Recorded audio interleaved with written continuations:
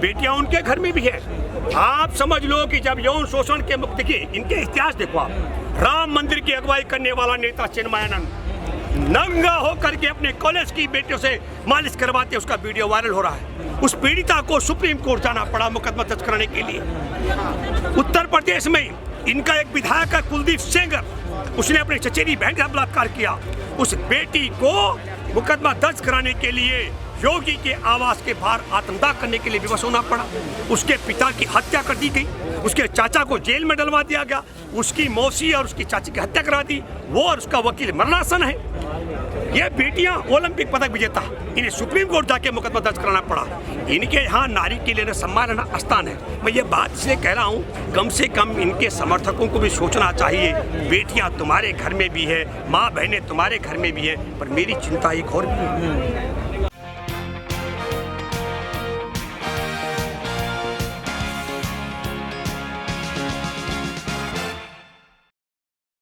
मोदी सरकार के खिलाफ है। अरे ब्रजभूषण शरण सिंह पर यौन शोषण का आरोप है, मोदी सरकार पर तो नहीं, पर मोदी सरकार का मौन समर्थन है। जब कहा था जनवरी में 20 जनवरी को सुनामी आ जाएगा तो मौन समर्थन, उसका विरोध नहीं किया। जब कहा और कि भाई ये मेरे खिलाफ नहीं, मोदी सरकार के खिलाफ है, तो मौन समर्थन है। हम एक बात बता दें, अगर मोदी सरकार की इच्छा ना हो तो अभी भी जांच अधिकारी डीसीपी साहब बात कर रहे हैं, वो उठाकर ब्रजभूषण को जेल में डाल देगी। कानून क्या कहता है पास्को का? आरोपी अगर बाहर रहेगा सबूत खत्म कर देगा बिल्कुल, और वो गवाहों को धमकाएगा, डांटेगा। हम कह रहे हैं कि ब्रजभूषण शरण सिंह ऐलान कर चुका है, कह रहा है मैं जब चाहूं इनसे ज्यादा लोगों को लेके आ जाऊंगा। अभी बात की शक्ति प्रदर्शन कर लेते हैं। 5 जून को अयोध्या में शक्ति प्रदर्शन होने वाला है, जिसमें साधु संतों को जोड़ा जाएगा और ये कहा जा रहा है कि उसमें लाखों की संख्या में जो है ब्रजभूषण शरण सिंह के लिए समर्थन में उतरेंगे। तो क्या ये ब्रजभूषण शरण सिंह भी एक आंदोलन खड़ा कर रहा है? देखिए, आपको बताता हूँ, जो इनका गुरु है आसाराम, उसके समर्थन में यहाँ हजारों लोग धरना दे रहे थे जंतर मंतर पे, वो बलात्कार के मामले में। राम रहीम ने तो लाठी और गोलियां चलाई, हत्या करवा दी। वो बलात्कारी जेल में। अलग बात है कि भाजपा को चुनाव जिताने के लिए बाहर आता है। एक बात मैं आपके माध्यम से रीति कहना चाहता हूँ, ये बेटियां धरना दे रही हैं, इसके बीच में चुनाव पड़ा, वोट 10 मई को पोलिंग हुआ, 1% वोट भी कर्नाटक का कम नहीं हुआ। भाजपा जब इन पर बलात्कार का, इन पर मॉब लिंचिंग का, दंगे का, दलित की हत्या का, ये सब कोई मामलों में फंसते हैं, इनका वोटर गोलबंद हो जाता है। दुख और अफसोस की बात है, जो देश के संविधान का, लोकतंत्र का, भाईचारे का, महिलाओं का, किसान का, युवाओं का, बेरोजगारों का सम्मान करता है, वो वोटर एकजुट नहीं होता है। निष्कर्ष क्या निकलेगा? मैं 1 मिनट पहले थोड़ा सुनो। उत्तर प्रदेश का भी चुनाव हुआ, इनका 1% वोट कम नहीं हुआ।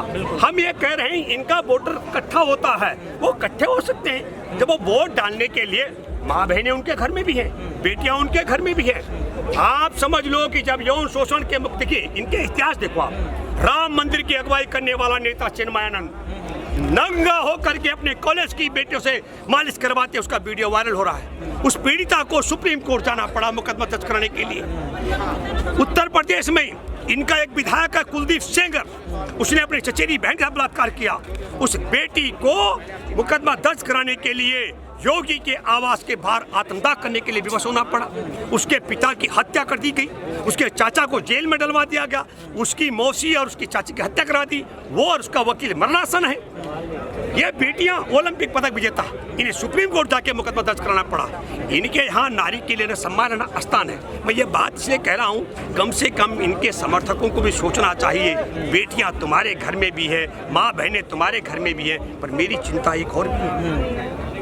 जब देश के लिए ओलंपिक पदक विजेता बेटियां, देश का तिरंगा पूरी दुनिया में शान से फहराने वाली बेटियों के यौन शोषण के आरोपी के खिलाफ मुकदमा दर्ज कराने के लिए सुप्रीम कोर्ट जाना पड़े और मुकदमा दर्ज होने पर वो जेल न जाता हो, तब देश की करोड़ों परिवार जो दलितों के हैं, करोड़ों जो आदिवासियों के हैं, करोड़ों परिवार जो मछुआरों के, करोड़ों परिवार जो किसानों के, करोड़ों परिवार जो भूमिहीनों के, करोड़ों परिवार जो अल्पसंख्यकों के, गरीबों के हैं, उनको सोचना पड़ेगा।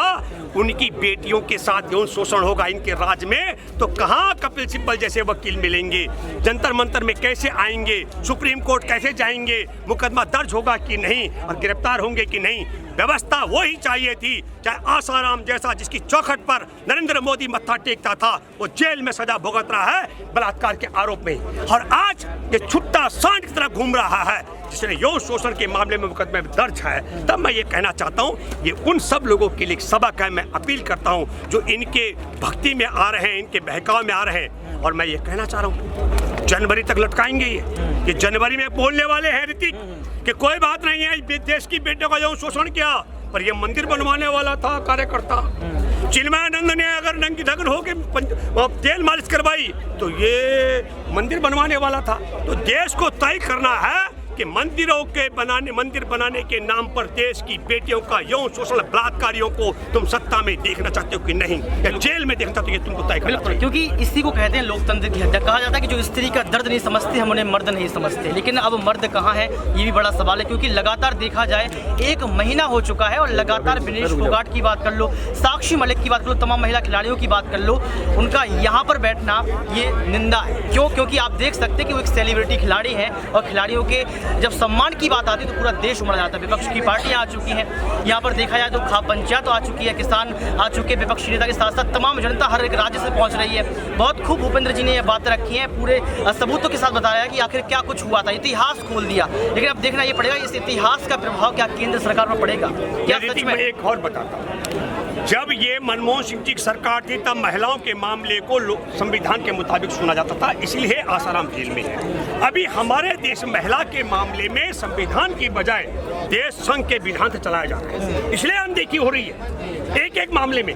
मैं उससे पहले जिक्र करूं आपको कि हमारे देश की आज़ादी की 75वीं वर्षगांठ को कलंकित करने के लिए इन देश के गद्दारों ने, जिसकी 3.5 साल की बेटी की हत्या कर दी गई थी, वो गर्भवती, उसके साथ बलात्कार हुआ, उसके परिवार में उसकी माँ और महिला के साथ बलात्कार हुआ, 14 लोगों की हत्या कर दी गई। उसके बलात्कारी दंगाई हत्यारों को आज़ादी की 75वीं वर्षगांठ पर तुमने रिया करके हमारे देश की आज़ादी के पर्व को कलंकित किया है। ये मैं बिल्किस बानो का जिक्र कर रहा हूँ। मैं इसलिए कहना चाह रहा हूँ, मुझे बहुत हैरानगी है। मैं आपके माध्यम से गंभीरता से कहना चाहता हूँ, जिस तरीके से राहुल गांधी की सदस्य छीनने के लिए चुटकी में छीना गया और बहाली के लिए छुट्टी के बाद फैसला, मुझे तो लगता है अदालतों को भी अभी संघ के विधान से जो पेगासस जैसा ताकतवर जासूसी सॉफ्टवेयर है उसकी ताकत और मदद से संचालित किया जा रहा है। बिल्कुल, यहाँ पर बड़ी बड़ी बातें कहती हैं। साफ तौर पर ये देखा जा सकता है कि विपक्ष की पार्टियां भी ये बात कह रही है कि उनकी आवाज़ को दबाने का प्रयास किया जा रहा है। ये भी कहा जा रहा है कि संसद से लेकर सड़क और सड़क से लेकर संसद तक जब हम प्रोटेस्ट करने के लिए निकलते हैं तो दिल्ली पुलिस का रवैया भी ठीक नहीं है। यानी कि यहाँ पर देखा जाए ED CBI की बात कर लो, तमाम लोगों की बात कर लो, हर कुछ दबाव में है। लेकिन अब देखना ये पड़ेगा कि भारत देश का लोकतंत्र सुरक्षित कैसे रहेगा, क्योंकि लोकतंत्र अगर खतरे में है तो समझ लो पूरे देश खतरे में। अब देखना ये पड़ेगा कि ब्रजभूषण शरण सिंह गिरफ्तार कैसे होंगे और विनेश फोगाट, साक्षी मलिक किन सबूतों को पेश करेंगे। क्या एक बार फिर सुप्रीम कोर्ट का रुख करना पड़ेगा, क्योंकि सुप्रीम कोर्ट का दरवाजा खटखटाना मतलब है अंतिम दरवाजे तक पहुंच जाना। अब न्याय के मंदिर में कैसे न्याय मिलेगा ये वक्त तय करेगा। आज के लिए सिर्फ इतना ही। कैमरामैन सुमित के साथ ऋतिक सविता।